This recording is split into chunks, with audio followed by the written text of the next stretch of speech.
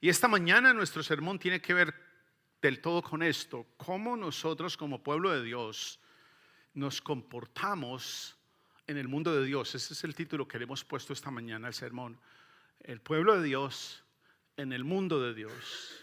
Quiero que me acompañen leyendo por favor Éxodo capítulo 19, versículo 6. Mire lo que dice. Hemos estado allí en Éxodo 19. Mire lo que dice la escritura: ustedes serán para mí un reino de sacerdotes y una nación santa. Le dice el Señor: comunícale todo esto a los israelitas. Es urgente para nosotros, yo diría que es imperativo, que si no entendemos, por lo menos creamos que somos de Dios y que este mundo es de Él, que ustedes y yo no hemos sido dejados a la deriva. Lo antes posible ustedes y yo debemos poner eso en nuestras mentes. Si usted no lo entiende, al menos créalo, porque el Señor lo dice. Tenga por lo menos fe en Él, y Él dice que usted y yo somos de Él. Independiente de que usted se sienta que le pertenece a otra cosa, que usted está preso del destino, ponga eso a un lado por favor y crea, si no lo entiende, crea que usted le pertenece, somos de Él. Pero además, Dios es dueño, es soberano sobre todas las naciones y sobre toda la tierra.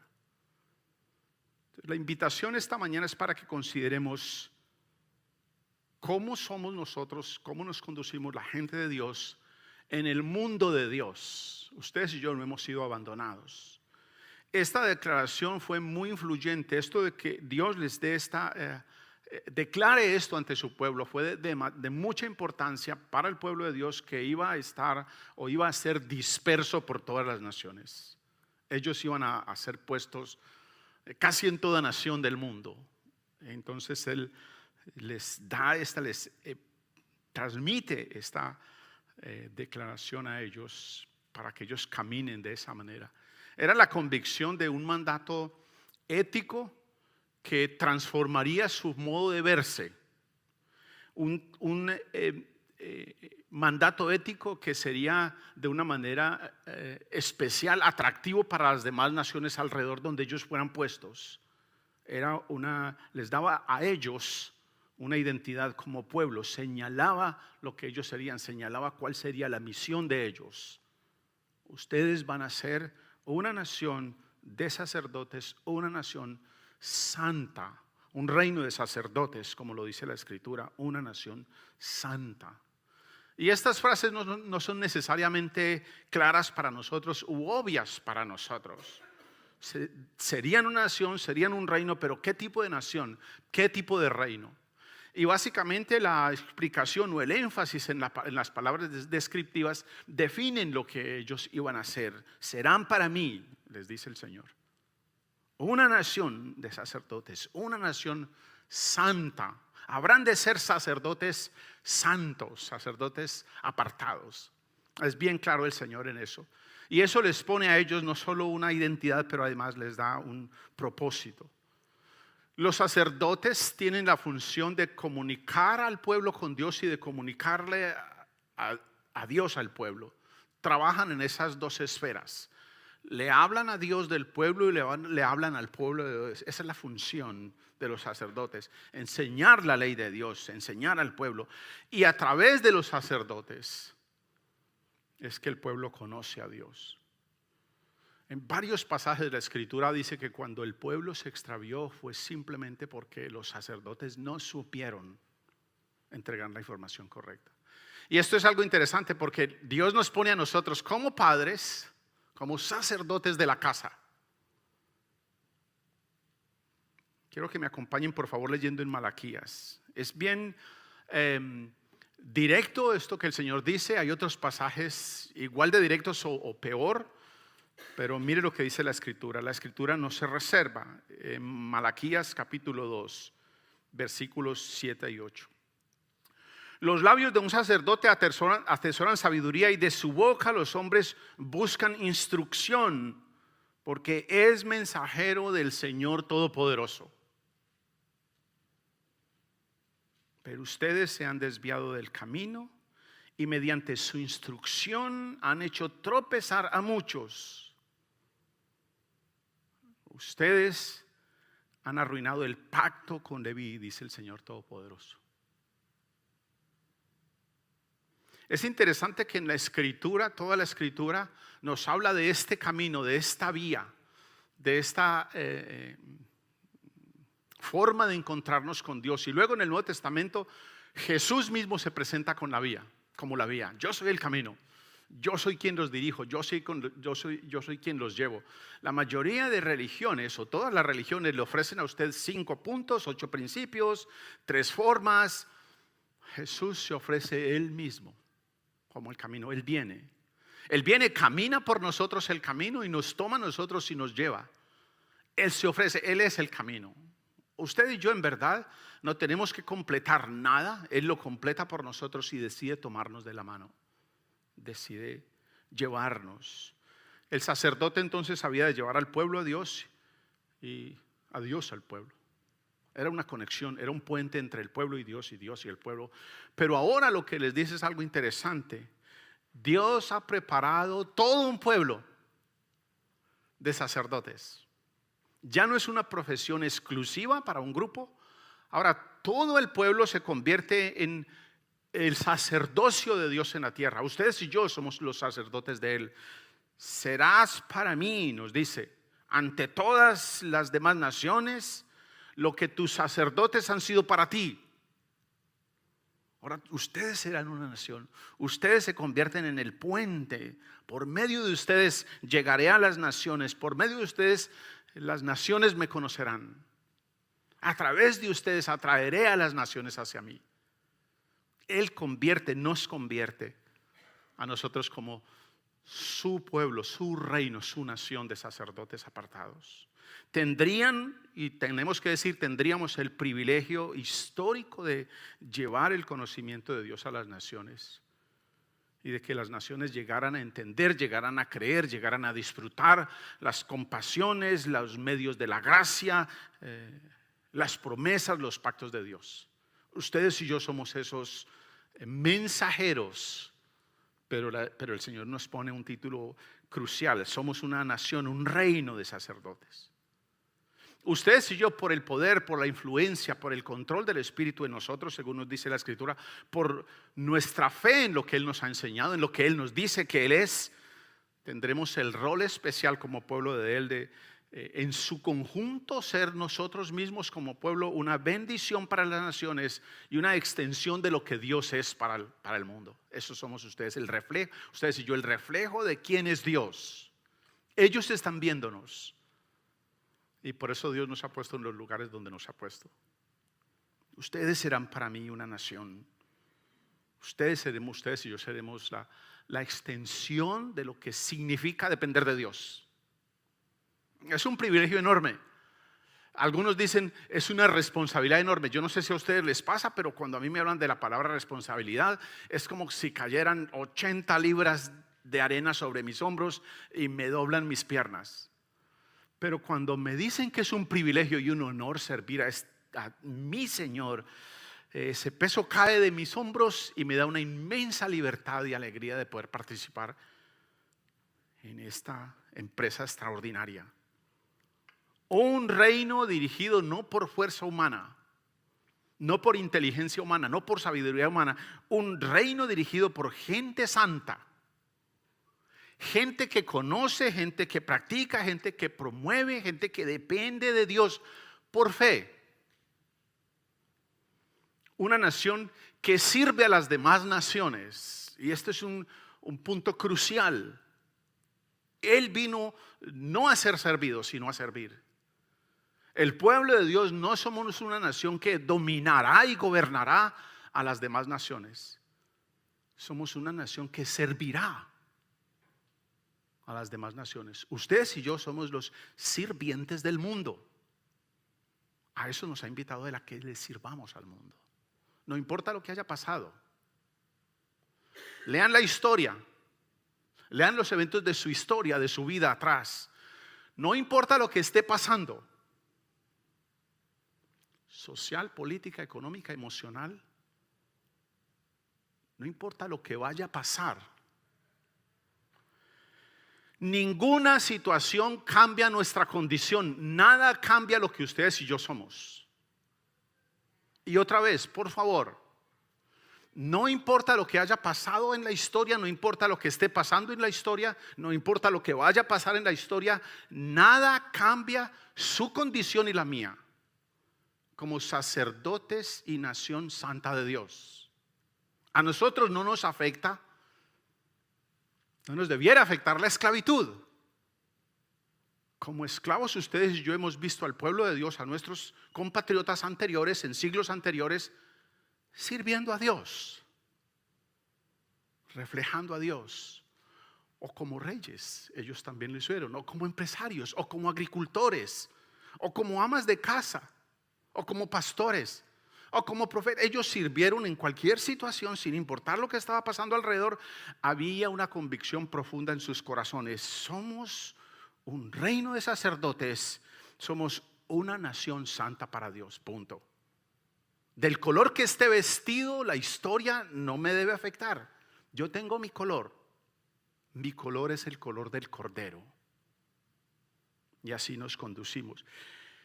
El sacerdocio del pueblo de Dios es una función misionera que permanece, que impacta, que transforma, nunca cambia.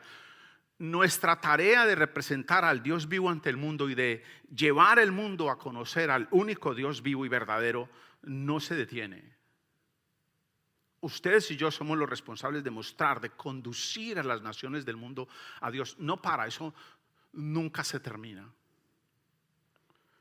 La Escritura lo pone en unos términos bien interesantes, y yo quiero que me acompañen, por favor, en la primera carta del apóstol Pedro, en el capítulo 2. Es un pasaje que ustedes, muchos han leído, algunos se saben de memoria. Los que no se lo sepan de memoria, los animo a que se lo sepan de memoria. Los que se lo saben de memoria, los animo a que se dejen convencer por estas palabras. En verdad, esto es una identidad nuestra. Esto debiera de ser lo que nos gobierna. No el hecho de que usted es de una nación específica, pero que usted tiene una identidad específica por el Dios específico que lo hizo a usted. Primera de Pedro capítulo 2, versículos 9 al 12. Está hablando el apóstol Pedro y dice: pero ustedes son linaje escogido. Nuevamente repite lo que está diciendo el Antiguo Testamento. Piensen ustedes en todas las generaciones que esta verdad ha venido viajando a través de la historia, a través de las generaciones, en los corazones de estas personas, y esta convicción no se ha removido, a pesar de que ha habido todo el tipo de movimientos políticos, culturales, económicos. Esta verdad persiste en sus corazones. Pero ustedes son un linaje escogido, real sacerdocio, nación santa, pueblo que pertenece a Dios, para que proclamen las obras maravillosas de aquel que los llamó de las tinieblas a su luz admirable. Ustedes antes ni siquiera eran pueblo, pero ahora son pueblo de Dios. Antes no habían recibido misericordia, pero ahora ya la han recibido.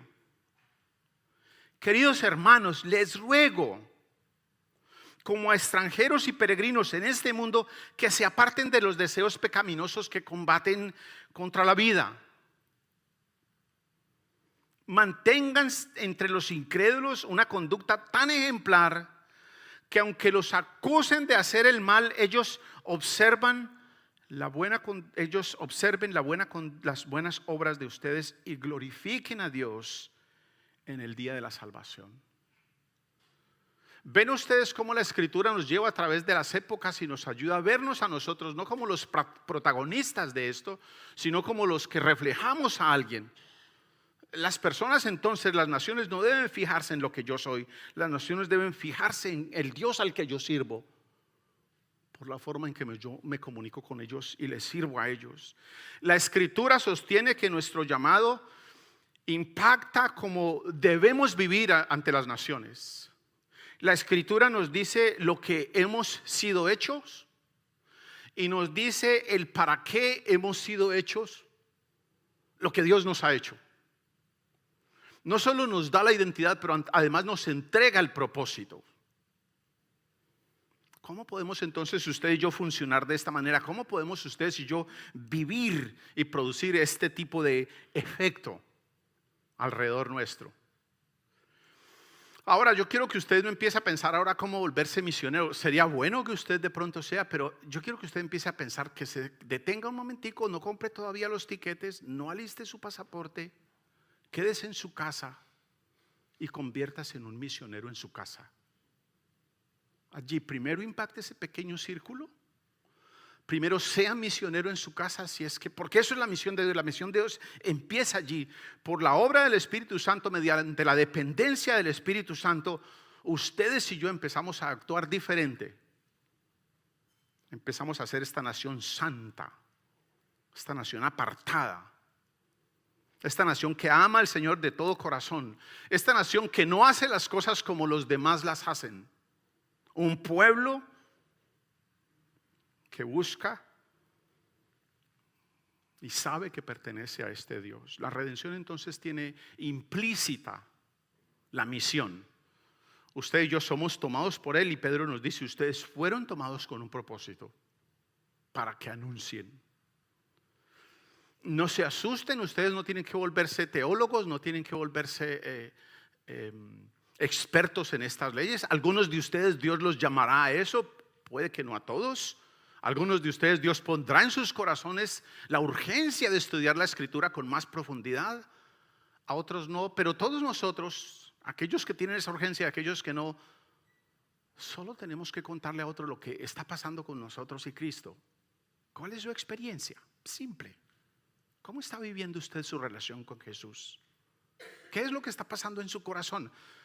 No tiene que ir a ningún seminario teológico, pero otra vez, si usted quisiera, tenemos acceso, es posible. Si a usted Dios le pusiera eso en su corazón, puede hacerlo con créditos o sin créditos.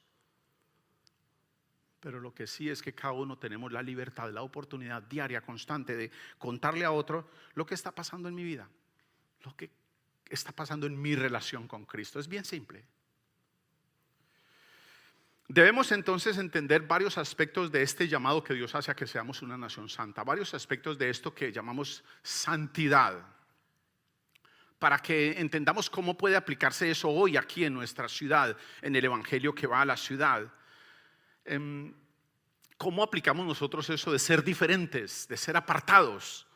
¿Qué es lo que significa ser santos? Santo significa eso, ser diferente. Cuando nosotros los hispanos nos dicen santo, inmediatamente nos imaginamos una aureola en la cabeza brillante. No tiene nada que ver con eso. Eso es otra historia. Después, si en algún momento tenemos la oportunidad, hablaremos de eso. Pero la santidad, el ser diferente, tiene dos aspectos que son coiguales. El primero de estos aspectos es que la santidad es un hecho. Dios nos ha tomado para sí mismo, Dios nos apartó para Él. No hay forma de que ustedes y yo nos escudemos a eso. Él ya nos tomó, le pertenecemos. Fue iniciativa de Él, la elección que Él tomó, nadie se la impuso. Usted y yo no la podemos ganar. Él simplemente tomó la decisión de tomarnos para Él, abrir nuestro corazón y que ustedes y yo le pertenezcamos a Él. Mucho cuidado, aquí hay una diferencia enorme. No es que Dios nos pertenezca a nosotros como la mayoría de nosotros vivimos nuestras vidas, manejando a Dios a nuestro antojo. Estírame la nariz, encógeme los hombros, amplíame la espalda, enderézame el cabello, corrígeme la situación, transforma a mi hermano, cambia a mi hermana. Dios no nos pertenece, nosotros le pertenecemos a Él. Entonces la santidad tiene ese primer elemento. Es un hecho, ustedes y yo. Nos dice el Señor: yo soy el Señor tu Dios, ustedes serán para mí. Ustedes y yo somos quienes Dios en su gracia, por su misericordia, nos ha elegido, nos ha llamado, nos ha perdonado, nos ha redimido, nos ha adoptado. Eso no podíamos conseguirlo por nosotros mismos. El primer elemento entonces es un hecho, se dio, ya sucedió. Santo no quiere decir que una persona a través de tremendas disciplinas, a través de un gran esfuerzo espiritual, a través de una vida inmoral intachable, que a propósito entre los seres humanos no hay eso. Ningún ser humano puede vivir una vida intachable. Nadie. Solo Jesús. Así que no hay esa tal santidad de que entre usted menos mal se comporte, más santo se vuelve. Eso no existe, de eso no habla. Eso no es. El hecho acá es que usted ha sido elegido, escogido. Es una persona que Dios ha llamado, porque Él es compasivo y Él es misericordioso. Simple. El segundo elemento que tiene la santidad es que la santidad es un imperativo. Entonces ya usted fue escogido, ya usted fue puesto en esta familia, Dios lo tomó para usted y nos invita. Ustedes y yo hemos de vivir a diario las implicaciones de haber sido apartados para Él, haber sido santificados para Él, haber sido tomados para Él. A diario ustedes y yo tenemos que vivir, experimentar estas implicaciones, las condiciones de ser un pueblo de Él. Básicamente Él nos dice: sé lo que yo te he hecho. Yo te he hecho para que seas lo que yo quiero que seas. Sé diferente. Y en la antigüedad les dice claro: no hagan como las demás naciones hacen, no sigan sus prácticas. Y exactamente nos dice a nosotros lo mismo. Ahora, la única forma de ustedes y yo saber eso es si ustedes conocemos y yo conocemos lo que Él hace. Y vamos a encontrar la diferencia enorme que existe entre lo que Él hace y lo que las demás naciones hacen. Ahora sí, cuando yo digo naciones, no se vaya para un hemisferio muy diferente de aquí, de este donde estamos. Quédese allí. Ustedes en sí, cada uno de nosotros, somos nuestra propia nación. Nosotros gobernamos y queremos gobernar nuestro propio mundo. Dios nos dice: no, hay una forma de vivirlo. Yo soy su Señor. Te he dado mi ley, te he dado mi norma. Cuida de seguir mis decretos. Yo soy el Señor tu Dios. Yo soy el que le voy a mostrar a usted cómo debe vivir. Cuando tengan oportunidad, lean la primera carta de Pedro, que la primera carta del apóstol Pedro es un tratado de lo que es vivir apartado para Dios. Ahora, si usted se quiere inquietar un poquito más y quiere trabajar un poquito más, vaya al libro de Levítico. Y allí el Señor nos dice cómo debemos de vivir. Y nos da una serie de recomendaciones que son prácticas, súper prácticas para lo que está pasando en nuestras vidas hoy. Acompáñeme por favor leyendo Levítico capítulo 4. Perdón, Levítico capítulo 18, versículos 1 al 4. Dice así la escritura. El Señor le ordenó a Moisés que les dijera a los israelitas: yo soy el Señor su Dios. No imitarán ustedes las costumbres de Egipto, donde antes habitaban, ni tampoco las de Canaán, a donde los llevo. No se conducirán según sus estatutos, sino que pondrán en práctica mis preceptos y observarán atentamente mis leyes. Yo soy el Señor su Dios. Bien claro. Ustedes van a ser movidos de lugar a lugar, de ciudad en ciudad. Pero yo soy su Dios. Yo les he dado una norma. Cómo relacionarse, cómo negociar, cómo vivir entre ustedes. Significa entonces vivir vidas de integridad, vivir vidas de justicia, vivir vidas de compasión en todas las áreas de nuestra vida: personal, familiar, social, económica, política. Poner en práctica la justicia, la integridad, la compasión. Debemos ser un pueblo diferente porque ustedes y yo le pertenecemos a el Dios diferente. Dios no se puede comparar con ningún otro Dios de las demás naciones del mundo. No hay nada con que se le pueda comparar. Así que habían de ser y habíamos de ser, hemos de ser una comunidad similar a Dios, una comunidad distinta entre las naciones, especial entre las naciones, que se conduce en la ciudad donde usted vive, donde usted está radicado, de manera diferente, de manera especial, con un formato claro, escrito.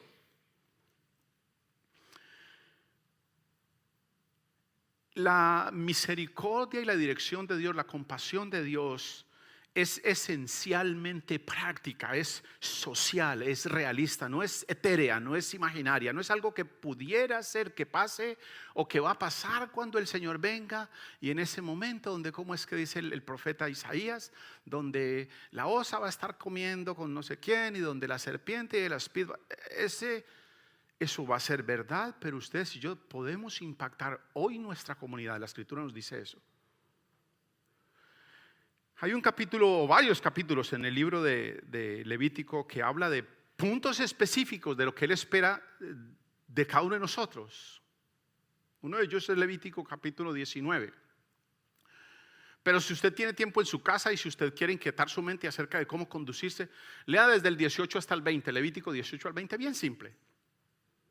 En el capítulo 19 hay al menos de 15 a 20 diferentes aspectos, asuntos sociales que ustedes y yo como pueblo de Él podemos ya poner en práctica. Solo en el capítulo 18, en el capítulo 19 habla de asuntos mucho más radicales y complejos.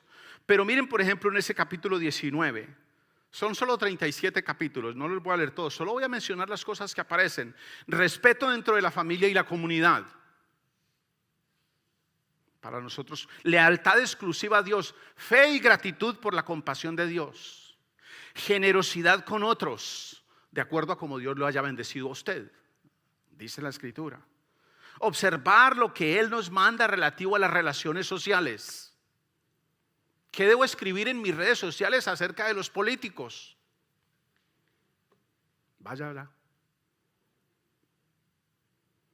Justicia económica en los derechos laborales. ¿Cómo pagarle a la gente? Compasión social por los discapacitados. Integridad en el sistema jurídico, mis queridos abogados. Pero a veces el problema no es solo los abogados. A veces los clientes van y le ayudan al abogado a que tuerza el asunto, ¿no? Integridad, actitudes por los vecinos, amor al prójimo, al huérfano, a la viuda, al extranjero. Preservar las muestras simbólicas de una distinción religiosa. El Señor nuestro Dios, el Señor uno es. No tendrás dioses ajenos. No te rendirás, no te hincarás delante de ellos para adorarlos. No tomarás el nombre de Dios en vano.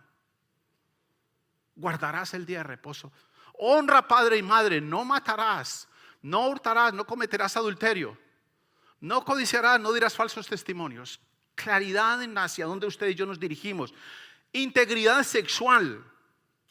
Levítico contiene más de 20 diferentes razones claras de cómo conducirnos usted y yo. No hay forma de confundirnos. Interesantemente, lo que hoy se celebra como el orgullo homosexual, se les ha dado un mes a esta celebración. La Escritura lo llama una abominación. Léase Levítico 18, Levítico 19, Levítico 20. Ahí no hay forma de que usted y yo nos confundamos. Rechazo a prácticas relacionadas con la idolatría, con el ocultismo, con la lectura del tarot, con los horóscopos, con la adoración a los astros del cielo. Cuidado a las minorías étnicas. Igualdad racial ante la ley, amor práctico hacia los extranjeros. No se imaginan los comentarios que yo escucho de: ay, pero está llegando un poco de gente, y nombran la nación por la frontera. Van a destruir la ciudad. Hermano, no están destruyendo nada. Es una oportunidad que Dios le está dando a usted para que evangelice a estas personas que están llegando a la ciudad. Como usted no está yendo a esos países, Dios viene y se los pone a usted de vecinos.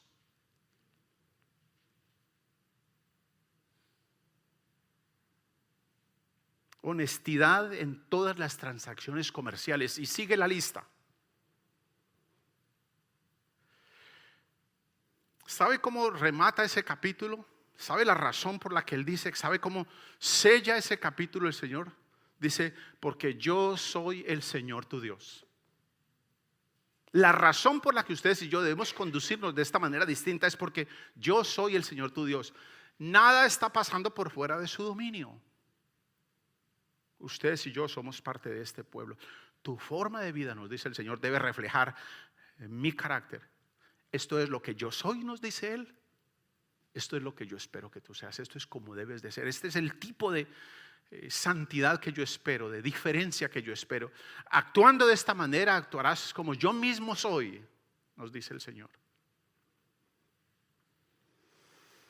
Es eso pues lo que hace de nosotros un pueblo diferente ante las demás naciones. No que adoramos a un Dios diferente, pero además que vivimos diferente en cada dimensión de nuestra vida, en nuestra vida personal, en nuestra vida social. Vivimos diferente. Puede que usted no sea muy bueno exponiendo los versículos bíblicos, pero pues usted los lee, los aplica a su vida y su vida se convierte en un predicador, en un sacerdote. Ustedes me serán un reino de sacerdotes y gente santa, dice el Señor.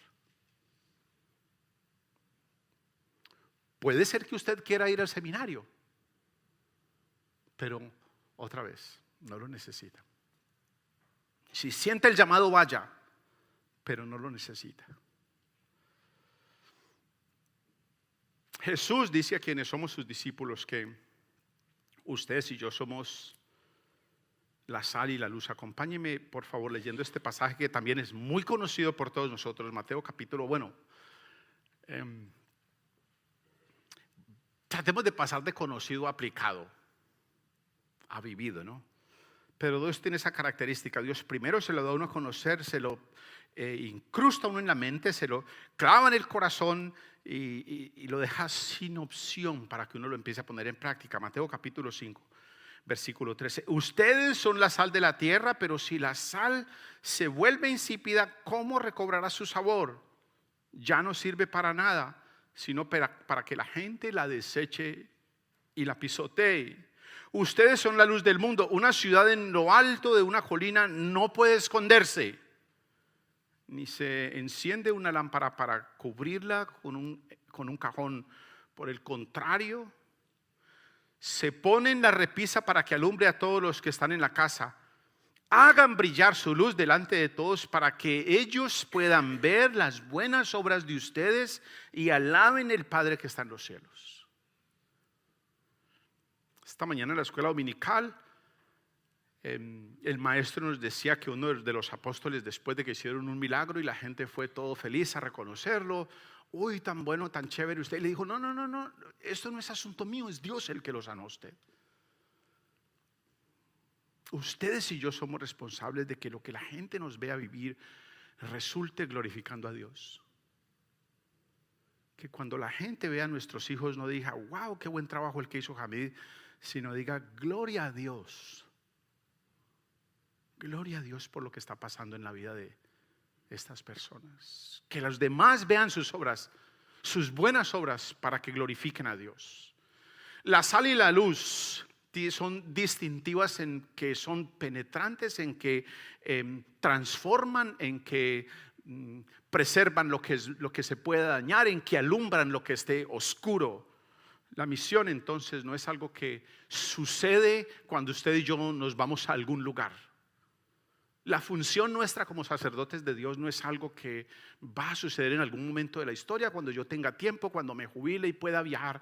La misión de Dios es algo que empieza en su casa, con los suyos, se extiende al vecindario, porque los vecinos empiezan a verlo a usted y a sus hijos. Se extiende a la ciudad, se extiende hasta lo último de la tierra. Pero entonces, ¿cómo vamos a hacer ustedes y yo esta gente santa, esta gente distinta, esta gente diferente? El Señor lo pone en términos bien simples: si me obedecen y guardan mi pacto. En otras palabras, lean la escritura, pónganla en práctica, saquen de tiempo, busquen dirección en ella, no se distraiga tanto en otras cosas. Que esta se convierta en la primera prioridad para ustedes. Si me escuchan, dice el Señor, ¿cómo es que dice? Si me obedecen y guardan mi pacto. Bien simple. Hay que invertirle tiempo.